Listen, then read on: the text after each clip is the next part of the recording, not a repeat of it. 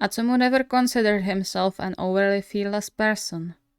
He certainly wasn't a coward, and not many things made him shiver, with an honorary exception of Kita-san, who scared everyone, but he was of the opinion that a certain level of fear was a sign of a healthy mind.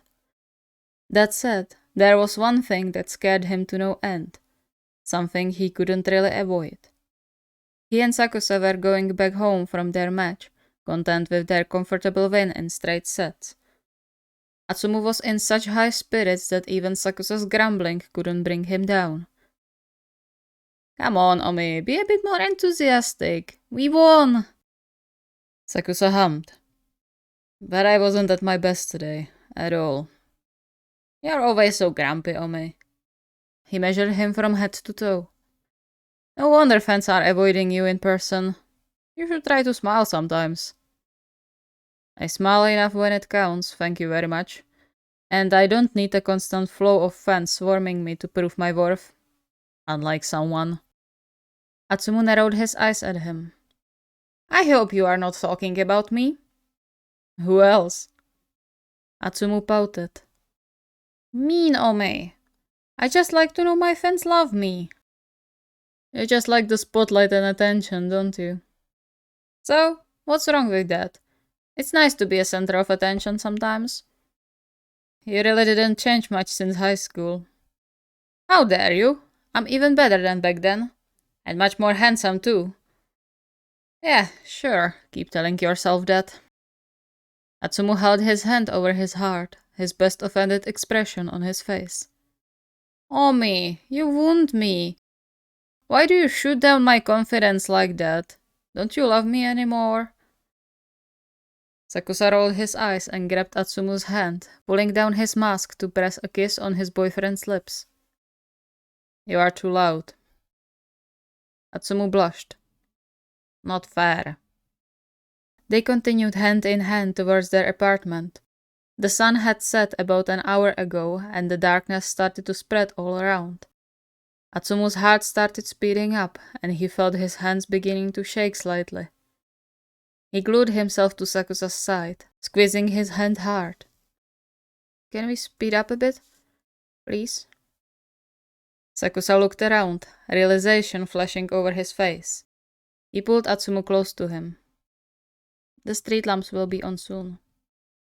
Atsumu shuddered. I know, but still. Sakusa wrapped small circles into Atsumu's skin. Hey, I'm here. Nothing will happen to you. Atsumu never talked about his fear with others unless it was completely necessary. It never ended well when he shared too much of his inner self. He knew his nyctophobia was mostly stupid, and it was embarrassing he still slept with his childhood nightlight in the shape of a star, but it couldn't be helped. Only a few people knew about it. His parents, Osamu of course, as he was usually the one who climbed up their bunk bed to calm him down when he was too scared to sleep, and Sakusa. It took him quite some time to gather up the courage to tell his boyfriend about his phobia. He was worried Sakusa might laugh at him for being childish and scaredy cat, but he soon learned that he was unfair to the black-haired man. Sakusa, battling numerous fears of his own, proved to be very supportive, and Atsumu could breathe a bit more freely again. Until now. Omi? The room was completely dark, not a single streak of light coming in through the window. Atsumu clenched his shaking hands on the covers, his heart hammering in his chest. He had to stay at home that day because he wasn't feeling well. He was just going to bed when the light suddenly went out. He tried to keep his calm, but the darkness closed around him like a heavy, living mass, pushing on him from all sides, squeezing the air out of his lungs. He let out a strangled whimper. Omi, where are you? Please come here. I'm scared. He knew Sakusa wasn't there. The spiker wasn't supposed to come home for at least another 2 hours. He knew that. Yet, he kept calling out, quiet and hushed, hoping it would be answered after all. He curled into a ball, his breathing rapid and shallow, tears soaking the covers. Omi, Sabu, Anyone. Please come home.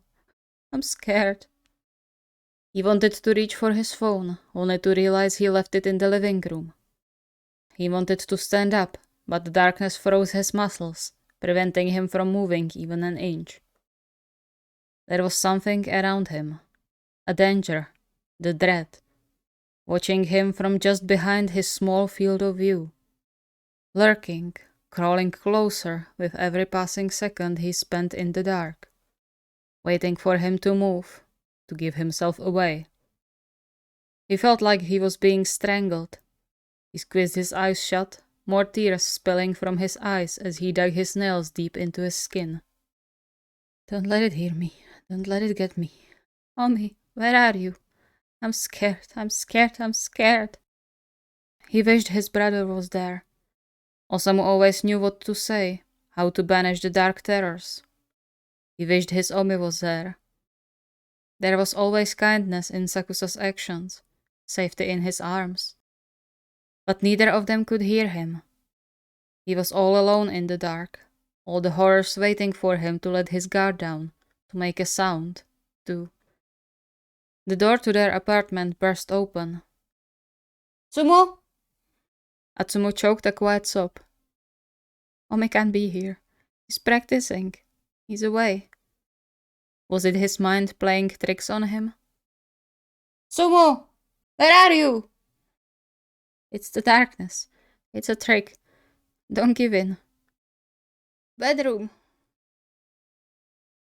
Second later, the bedroom door opened. Sakusa ran to the bed and wrapped his arms around Atsumu, the light from his phone illuminating the room. Was he dreaming? He clutched Sakusa's t-shirt in his hands, breathing in the fresh smell of lemon mixed with sweat from his boyfriend's skin he loved so much. Omi? Yes, I'm here. You are safe. No, he wasn't dreaming. His Omi was here, keeping all the monsters away. He was safe. They stayed huddled together until Atsumu stopped trembling at least a bit, and his crying changed into soft sniffing. Sakusa didn't stop stroking Atsumu's back, drawing calming patterns into his skin and whispering soothing reassurances into his ear.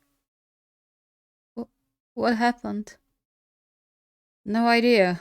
This whole part of the city is out, so I guess it's some local blackout. How do you feel? Better. A bit. How did you get here? I thought you were practicing with Mayan and others. I was, but then the lights went out. Atsumu pulled away a bit, noticing Sakusa was still in his practice clothes. Did you run here? I had to. I knew you'll be terrified if the lights were out here too. But it's like 20 minutes from the gymnasium to here. How fast did you run? Not much. I think I only broke an Olympic record. Atsumu let out a short, strangled laugh and hid his face in Sakusa's chest. Thanks, Omi. I wanted to get my phone, but it was so dark and... Shh, it's okay. It's not your fault. But it's so stupid to be scared of the dark. Sakusa lifted his chin. It's not stupid. I don't know if someone told you it is, but trust me in this. Being afraid of the dark is an evolutionary thing. There's nothing stupid about that, okay? Atsumu chuckled quietly. You sound like Samu. He made a whole presentation about nyctophobia in junior high. He almost got kicked out of the class when he jumped at one kid that was laughing at me. Sakusa smiled, apparently satisfied. Good. I hold your brother in even higher regard now. Atsumu hummed. I guess I'm glad he's my family. But don't you dare to tell him I said that. He would never shut up about it. Sakusa sighed. You and your pride. The lights flickered on. Atsumu let out a breath he was holding and sagged into Sakusa's arms. I'm sorry I pulled you away from practice. Sakusa gave him a soft kiss on top of his head. It's fine. We wouldn't be able to practice in the dark anyway. Are you going back now? Nah, I'm not running anywhere today. Atsumu kissed his cheek. Thanks. You're the best boyfriend ever. Not really, but I'll always do my best. Will you be okay alone for a while? I want to take a shower. The lights are on. I can manage. Alright. Love you.